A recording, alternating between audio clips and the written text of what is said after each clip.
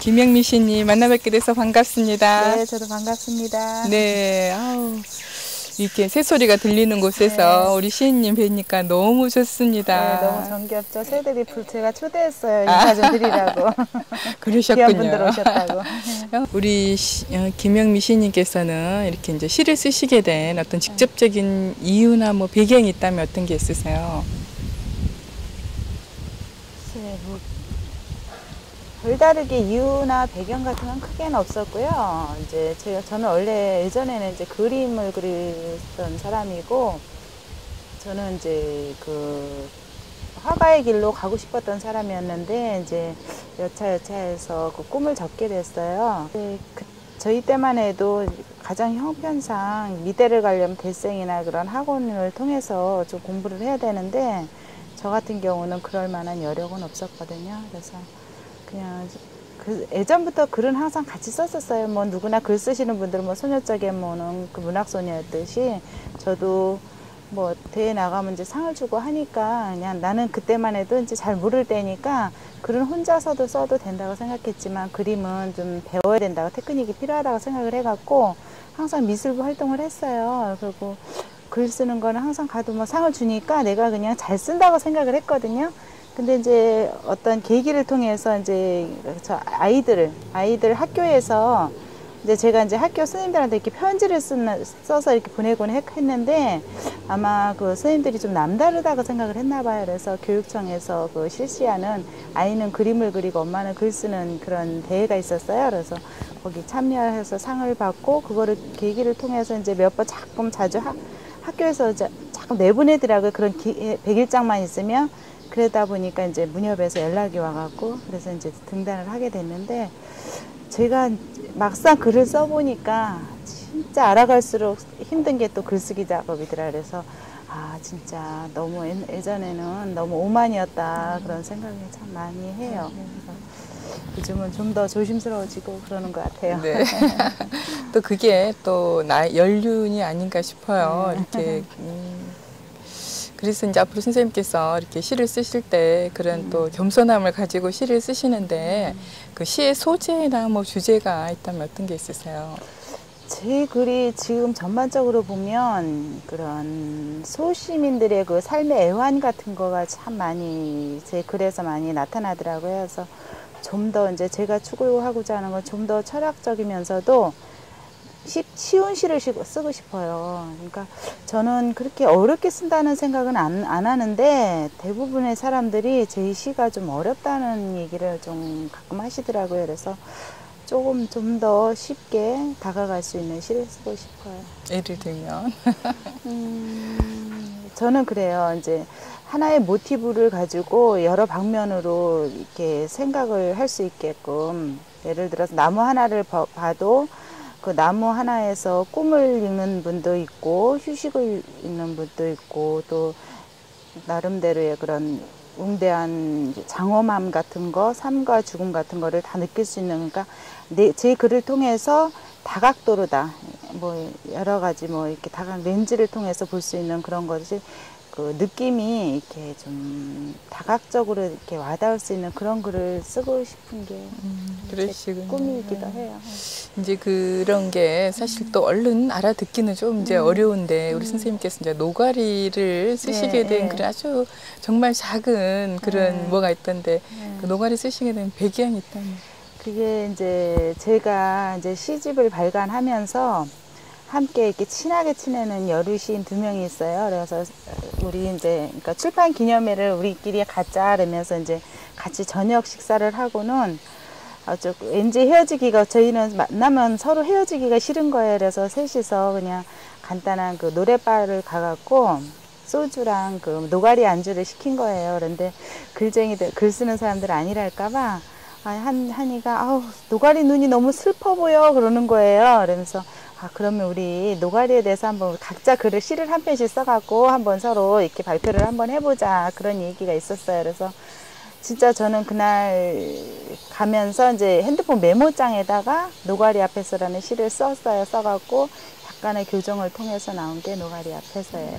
네, 그 시가 참 보면은 네. 그 노가리를 통한 또 우리 네. 삶이 아닌가, 사람의 네, 삶을 네, 이렇게 네. 접목을 시켜서 하셨는데 네. 그런 시들이 우리 이렇게 독자들한테 또 많은 위안도 주고 또 시의 맛을 주는 거 아닌가 싶습니다. 네. 고맙습니다. 예, 우리 선생님 앞으로 저기 시를 쓰실 때 네.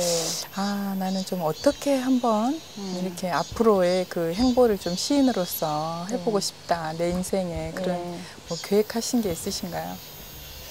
크게 원대한 뭐 계획이라 할 거는 없고요. 그 영혼을 울리는 그런, 그러니까 저는 이 시를 쓰면서의 하나의 영혼의 오르가즘을 느낀다는 그런 느낌을 많이 갖곤 하거든요. 그래서 시를 통해서 때론 위안도 받고 또 그런 즐거움 같은 거, 그런 영혼의 오르가즘을 느낄 수 있는 진짜 그냥 명쾌한 글을 한번 쓰고 싶어요. 우리 선생님께서는 그 시를 쓰실 때 어느 때 가장 잘 써지시던가요?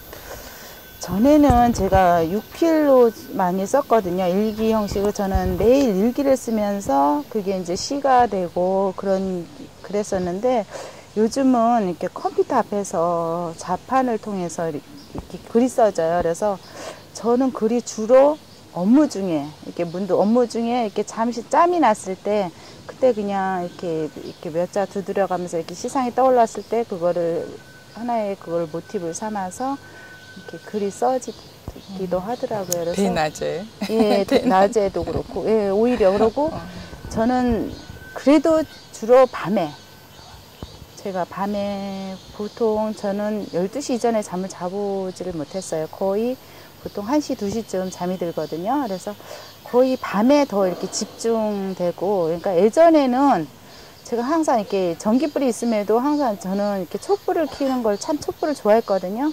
그래서 이게 잠을 잘 못 자는 편이다 보니까 이제 촛불을 켜고 뭐 책을 읽다든가 뭐 글 작업을 하다가 딱 잠이 올 때 얼른 불을 끄고 그러면서 이렇게 숙면을 취했거든요. 그런데 이게 주로 시 작업은 밤이 더 좀 몰입이 되는 것 같아요. 신새벽에. 네, 신새벽에. 그렇다고 볼 수 있겠네요, 오히려. 네.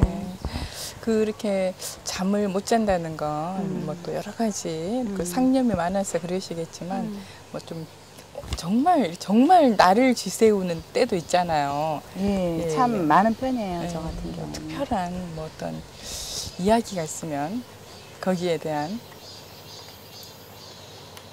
저는 그러니까 어떤 이렇게 화두를 딱 하나를 끌어 잡으면 그게 해결이 되지 않으면 잠을 못 자는 편이에요. 그러니까 어떤 문제가 생겨도 그게 해결될 때까지는 이렇게 좀, 그러니까 저는 몰입형이라 그럴까요? 그래서 좀 쉽게 말하면 이렇게 공부를 해도, 그러니까 수학 문제를 풀어도요, 문제 하나를 갖고 학교 학창 시절에는 밤을 새운 적이 있어요. 그게 풀리지 않으면 풀릴 때까지 끝장을 봐야지 되는 그런 성격이거든요. 그러다 보니까 좀 미련하기도 하고, 그러니까 주로 좀 몰입을 하는 편이에요. 그래서 그림 그릴 때도, 그러니까 이제 학교에서 이렇게 돌아오면 굉장히 배가 고프잖아요. 그래서 엄마한테 엄마 배고파요. 그러면서 이제 엄마가 이제 밥을 차려놓고 부르면 제가 그림을 그리면 엄마가 밥 먹으라 해도 몰라요. 모르고 이제 글을 쓰면 엄마는 저 금방 뭐 당기적다 그러죠. 그러니까 어른들 표현으로는 참 당기적게 저런다고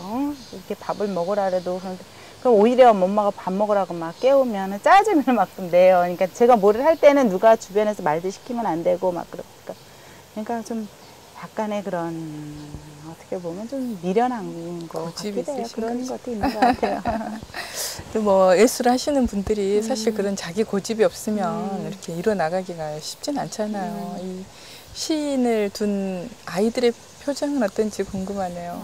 시인의 어머니를 둔 그 자녀분들은. 예, 저희가 남편한테도 그렇지만 항상 아이들한테 참 미안했었어요. 제가 그러니까 활동을 하기 때문에 집에서 다른 엄마들처럼 많이 챙겨주고 그러지 못하는 부분에 대해서 굉장히 미안하게 생각을 했었는데, 저희가 이제 큰 애가 아들인데 군대를 갔거든요. 그런데 아이가 이제 아마 군대 가서 그 상관한테 엄마가 신이란 얘기를 했나 봐요. 그랬더니 엄마 시집을 한 권 좀 구해볼 수 없냐고 그래갖고 이제 제가 한 권을 보내줬어요. 그런데 아이를 면회를 갔는데 어떤 분이 와갖고 인사를 하는 거예요. 그럼 저희 아들 이름을 대면서 조가람 어머니 아니시냐고. 그래서 나중에 알고 봤다. 이제 시집을 받아보니 시집을 통해서 저를 미리 알아보시고 이렇게 반가워하시더라. 그래서 그리고 딸도 선생님한테 우리 엄마는 시인이에요 하면서 이렇게 자랑스럽게 얘기하는 부분을 보면서 내가 엄마로서는 참 소홀한데 또 아이들에게는 시인의 엄마를 시인으로 뒀다는 것도 하나의 그 자랑스럽게 느낀다는 걸 듣고 나름대로 거기서 좀 보람이라면 뭐하지만 조금 약간의 자기 위안 같은 거를 좀 갖게 되더라고요. 네. 그러시면 이제 그 남편이나 또 네. 자녀분들이 그 자랑스러워하는 그런 시인인데 또 시인으로서 갖는 권해도 사실 만만치 않잖아요. 네. 좀 그러니까 저는 많이 아파하는 부분이 좀 큰 것 같아요. 그래서 뭐 누구나 다 그렇지만 그러니까 저희 딸이 그러거든요. 참 엄마는 소녀 같고 철부지 같다는 표현을 해요. 그렇지만 엄마가 내 엄마라는 게 참 이렇게 자랑스러워하면서 때론 철부지 같고 소녀 같기도 하지만 그런 표현을 쓰더라고요. 그런데 좀 이유 없이 이렇게 별거 아닌 거에서도 참 눈물이 나고 뭐 진짜 하늘이 너무 이뻐도 눈물이 나고 그런 그러니까 감정의 굴곡이 좀 있다 그럴까 너무 이렇게 과장된 그런 감정을 그런 감성의 이렇게 본물이 잘 터지는 것 같아요. 그래서 좀 어떻게 보면 좀 제가 생각해도 너무 철부지 같지 않나 싶은 생각도 들고 하거든요. 그 이제 순수함을 정말 너무 깊은 곳의 아픔이 또 순수함으로 또 이렇게 표현이 될 수도 있다는 말씀이시네요. 예. 우리 김영미 시인님 앞으로 또 이렇게 시인으로서 정말 또 시작 또 그 언어의 사원을 짓는 그런 사람으로서 정말 나는 이제 앞으로 좀 어떤 방향으로 좀 글을 써봐야 되겠다 하는 그런 그 마음가짐이랄까 그런 게 있으신지. 그러니까 제 영혼의 울림을 이렇게 편안하게 그러니까 저는 그 시는 세상과 나를 이어준 소통의 창구라고 생각을 하거든요. 그래서 제 그 잠재되어 있던 그런 영혼의 울림을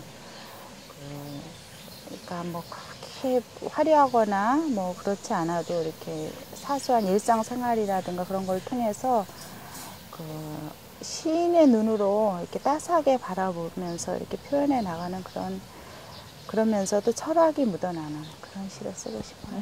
김영미 시인님 오늘 정말 귀한 말씀 감사드리고 앞으로도 정말 활발한 그 창작 활동을 기대하겠습니다. 네. 우리 선생님 감사합니다. 네, 고맙습니다.